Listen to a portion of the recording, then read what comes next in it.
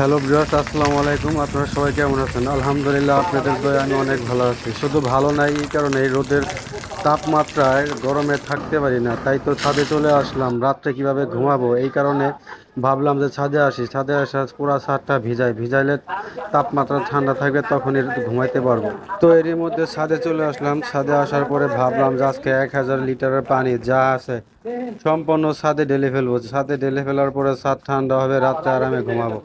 তো এর মধ্যে সহযোদ্ধা দুইটাকে নিয়ে আসলাম, বালতি নিয়ে আসলাম, মগ নিয়ে আসলাম। মগ নিয়ে আসার পরে ছাদে যেখানে যেখানে কোনায় কোনায় কিনারে কিনারে পানি ছিটিয়ে দিচ্ছি, কোথাও যেন বাদ না থাকে। প্রতিটা ছাদ ঠান্ডা হতে হবে। তো ভাবলাম যে রাতে যদি শান্তি মতো ঘুমাইতে চাই, অবশ্যই ছাদ ভিজাইতে হবে। তো এরই মধ্যে আমি যখন ছাদ ভিজাইতেছিলাম, পাশে দেখতে পারতেছেন এক মুরব্বিকে নিয়ে আসলাম আমাকে একটু সহযোগিতা করার জন্য। তো মুরব্বি আমাকে সহযোগিতা করবে তো দূরের কথা, মুরব্বি কার সাথে যেন ফোনে আলাপ ডেটিং মারতেছে না কি করতেছে সে আল্লাহ জানে।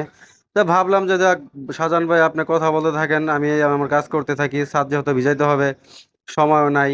আরেক সহযোদ্ধাকে বললাম যে টাঙ্কির যা পানি আছে সব তুমি ঢেলে দাও। ঢেলে দেওয়ার পরে পুরা কোনায় কোনায় ছাদ দিয়ে পানি যাইতে হবে, না হলে কিন্তু পুরা ছাদ ভিজবে না। না ভিজলে ঠান্ডাও হবে না। তো সম্ভব আমি বালতি দিয়ে দিয়ে দিছি, পরে পাইপ নামায় দিলাম, যে ছাদের টাঙ্কির যা আছে সব পাইপ নামায় দিলাম, যে পানি দাও, তুমি পানি দিতে থাকো, আমি চেক করি কোনায় কোনায় পানি গেছে কিনা। তো এরই মধ্যে দেখলাম যে না, সব জায়গায় পানি পৌঁছায় নাই। ছাদটাকে অবশ্যই আপনারা পানি দেওয়ার সময় ঢেলে নেবেন, এবং ছাদের আশেপাশে কোনায় লিক থাকলে আপনারা বন্ধ করে দেবেন, তাতে পানিটা জমবে। উপরে যাকে বললাম যে পানি ঠিক মতো তাড়াতাড়ি উপর থেকে ঢালো, সে আবার কি বলতেছে, ভাই পানি তো ঢালতেছি, কারেন্ট বিল তো অনেক উঠবে। আমি আবার বললাম কারেন্ট বিল উঠুক, সমস্যা নাই, ট্যাঙ্কির পানি যা আছে দরকার এক ট্যাঙ্কি শেষ করে আরেক ট্যাঙ্কি শেষ করো, তাও সমস্যা নাই গা।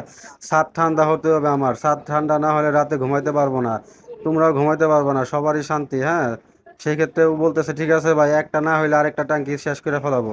তো আমি বললাম ঠিক আছে, ওকে, সমস্যা নাই, এক ট্যাঙ্কি ডান পাশে ঢালো, আরেক ট্যাঙ্কি বাম পাশে ঢালো, দুই ট্যাঙ্কির পানি ঢালো।